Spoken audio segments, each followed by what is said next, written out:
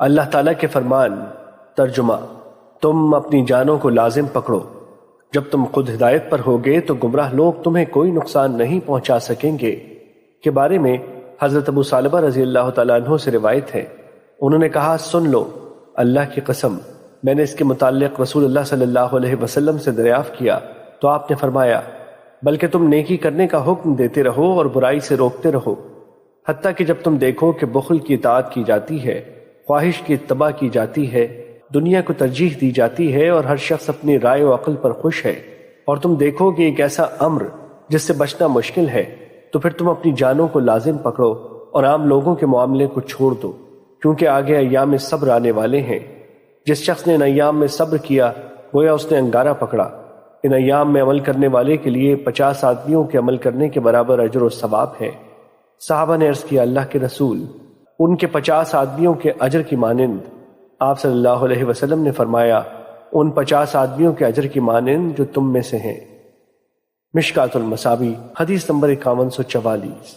حضرت ابو البختری نبی صلی اللہ علیہ وسلم کے ایک صحابی سے روایت کرتے ہیں، انہوں نے کہا رسول اللہ صلی اللہ علیہ وسلم نے فرمایا لوگ اس وقت تک گناہوں کی وجہ سے تباہ و برباد نہیں کیے جائیں گے جب تک وہ گناہوں کے جواز کے لیے جھوٹے عذر پیش نہیں کریں گے۔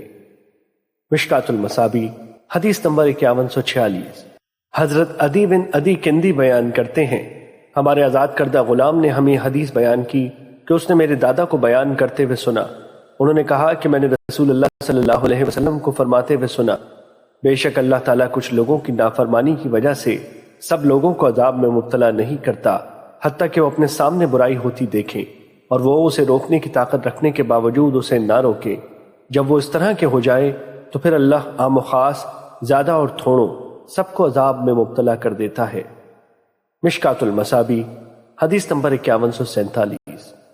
حضرت انس رضی اللہ تعالیٰ عنہ سے روایت ہے کہ رسول اللہ صلی اللہ علیہ وسلم نے فرمایا میں نے معراج کی رات کچھ آدمیوں کو دیکھا کہ ان کے ہونٹ آگ کی قینچیوں سے کترے جا رہے تھے۔ میں نے کہا جبرائیل یہ کون لوگ ہیں؟ انہوں نے بتایا یہ آپ کی امت کے خطیب حضرات ہیں، یہ لوگوں کو تو نیکی کا حکم کرتے تھے مگر خود کو بھول جاتے تھے۔ اور ان کی روایت میں ہے فرمایا آپ کی امت کے وہ خطیب حضرات ہیں جو یہ کہتے تھے وہ کرتے نہیں تھے، وہ اللہ کی کتاب پڑھتے تھے لیکن عمل نہیں کرتے تھے۔ مشکات المصابیح حدیث نمبر 5149۔